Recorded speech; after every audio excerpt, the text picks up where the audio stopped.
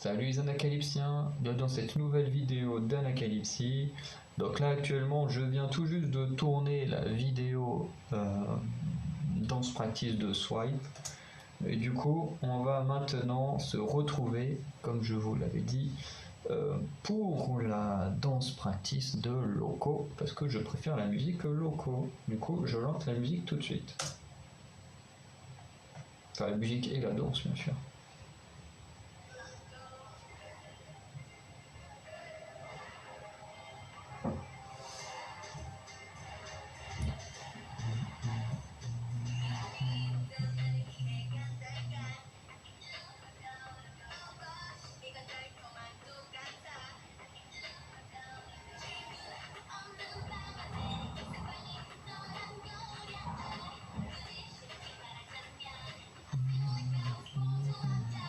Alors du coup, pareil comme pour Swipe, hein, cette Dance Practice là, j'ai déjà vu sur les studios Shum et tout. Du coup, j'avais pas forcément le temps de les tourner, mais en même temps, j'avais trop envie de les voir, donc.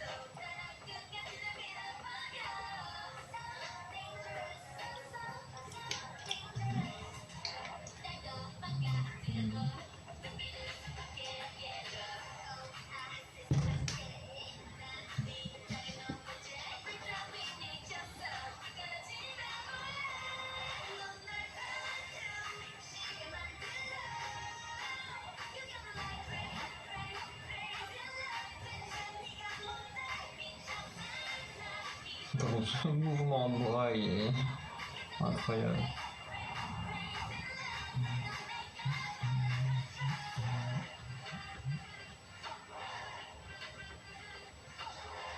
Moi, je l'aime bien le petit breakdance. C'est vrai qu'il n'y a pas de truc super étonnant. En plus, là, on a un petit truc qu'on avait déjà vu dans More and More ou I Can't Stop Me, je sais plus. Mais avec un petit. Ouais, il y a aussi une référence à Much in the Morning là, dans le breakdance. Je veux dire, il est très bien, mais une chose qui, même si je suis pas un grand fan de Wannabe, le breakdance de Wannabe est énorme. Je crois que c'est leur meilleur breakdance, celui de Wannabe.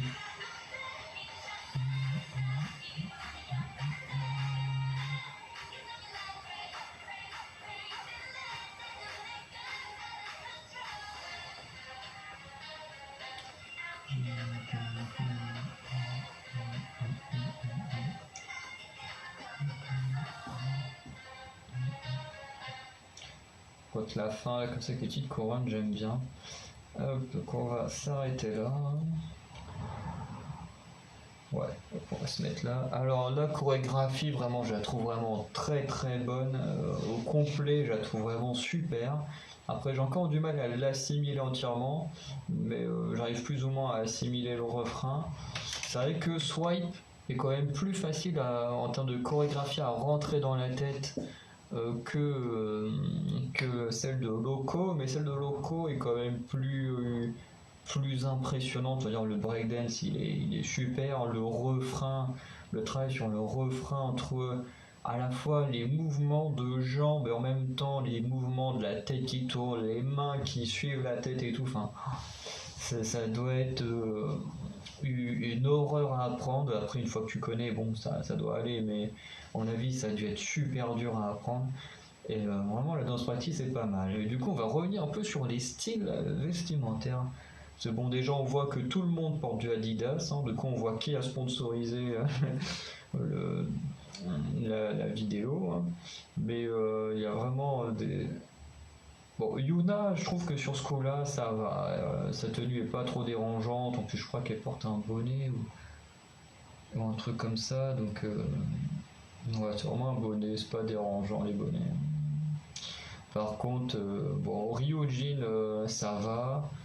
Bon, Cheryong, comme pour Swipe, vraiment, elle est parfaite. Hein. Je trouve qu'elle est toujours des bonnes tenues, même si je trouve qu'elle est vraiment super maigre. Enfin, vraiment, avec Yuna, je trouve que c'est les pires en termes de maigreur, c'est horrible.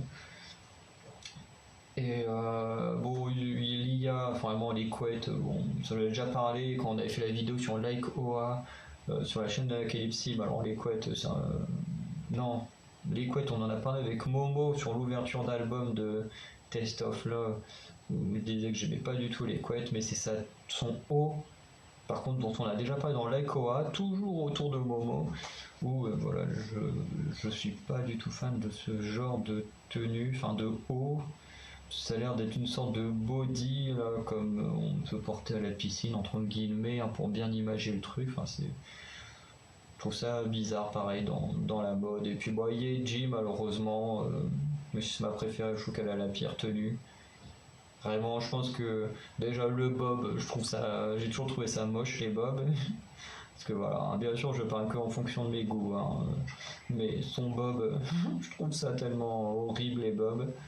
Et surtout, sa veste, elle sert à que dalle. Enfin, je veux dire, là où celle de Yuna apporte de la couleur et tout, en plus, moi j'adore le bleu, c'est une de mes couleurs préférées, donc c'est plutôt pas mal. Mais la veste de Yeji, elle sert à rien parce que tu vois tout à travers. Vraiment, tu l'enlèves, c'est la même chose. Hein, à part que t'as plus les bandes Adidas, mais voilà, c'est vraiment la même chose. Je trouve que sans le bonnet et sans la veste, vraiment, elle aurait été parfaite, Yeji, mais bon, voilà, c'est comme ça. Après, c'est que mes questions de goût. Hein. Après, voilà, si ça se trouve, il y en a qui adorent le style de Yeji, qui vont dire putain, c'est un enculé à dire ça, mais voilà, je sais que voilà, on a tous des goûts différents, hein, donc je suis désolé hein, s'il y en a qui adorent, hein, mais moi, voilà, je suis pas du tout fan de ce genre de tenue. Enfin, surtout de haut et de trucs qu'on met sur la tête. Voilà, moi je suis très difficile là-dessus. Moi, tout ce qui est chapeau, enfin chapeau j'aime bien, bonnet ça passe, mais après tout ce qui est bob, casquette, alors là, ça c'est vraiment des trucs que j'aime pas. Puis même en général, quand je suis dehors qu'il fait pas beau, peu importe, je préfère porter une capuche qu'autre chose. Voilà. Du coup, on va arrêter la vidéo là. Vous allez me dire du coup ce que vous en avez pensé, de la musique aussi. Enfin, trois choses que vous allez me dire. Déjà, ce que vous avez pensé de la musique de Loco, pour ceux qui ne l'auraient pas déjà fait sur le MV. Ce que vous avez pensé de la danse practice, qui pour moi est vraiment super. À part, si une petite critique que je pourrais mettre ici et sur Swipe que j'ai oublié, c'est les mouvements de caméra, entre les zooms, les dézooms, et on va à droite, on va à gauche. Bon, vous en avez déjà parlé plein de fois, mais ça dans les danses practice, je supporte pas. Mais bon, voilà. Du coup, ce que vous avez pensé de la danse. Et en troisième, dites-moi ce que vous pensez du fait que ITZY ait été nommé parmi les artistes de l'année. Voilà, parmi les artistes de l'année. C'est la récompense qu'elles ont eue. Donc dites-moi vous ce que vous pensez de ça. En tout cas, moi je suis très content parce que les ITZY est dans mon top 10. Alors il y a une période, elles étaient dans mon top 3. Après, elles en ont un peu perdu. Et puis il faut dire qu'il y a d'autres groupes du coup que j'ai plus apprécié avec le temps et tout. Donc c'est pas que je les aimais moins, c'est parce qu'il y a d'autres groupes que j'ai redécouvert ou que j'ai découvert et que j'appréciais plus. Donc voilà. Mais Twice, ITZY reste dans mon top 10 et, et de toute façon, pour moi, elle mérite largement d'être récompensée artiste de l'année. Pour moi, ça aurait été, enfin, je veux dire, si Blackpink, parce qu'il y en a qui ont peut-être gueulé que Blackpink le soit pas, hein, j'ai pas encore vu de choses là-dessus, mais quand on voit certains coups de gueule des Blinks envers Twice ou des choses comme ça, on peut s'attendre à tout venant de leur part. Mais en tout cas pour l'instant ce n'est pas le cas. Mais ce que je voulais dire, c'est que certains Blinks auraient pu gueuler sur le fait que Blackpink ne soit pas dans les artistes de l'année. Mais en même temps, ça aurait été un peu con de mettre Blackpink artiste de l'année alors qu'elles ont sorti 0 titre cette année, quoi. À part Lisa a sorti ses solos, Rosa a sorti ses solos, mais Blackpink en lui-même n'a pas sorti d'album, donc j'espère que les Blinks vont pas venir casser les couilles à tous ceux qui ont gagné, parce que il y a eu ITZY, mais il y a eu d'autres groupes, je crois que Stray Kids de JYP aussi a eu cette récompense. Il y a eu peut-être un peu moins de 10 groupes qui ont réussi cette récompense d'artiste de l'année. Voilà, mais dont forcément Blackpink ne fait pas partie, comme elles ont rien fait cette année, à part un film, et encore un film, je l'ai pas encore vu, mais si c'est comme le documentaire qui est sorti sur Netflix, ça ne demande pas autant de travail que la construction d'une musique. Donc j'espère qu'avec ces annonces-là, les Blinks vont pas aller agresser ou rabaisser tous les groupes qui ont pu recevoir cette distinction, parce que elles l'auront pas obtenue, mais c'est en même temps illogique. Si t'as pas sorti de titre, tu peux pas être artiste de l'année, quoi.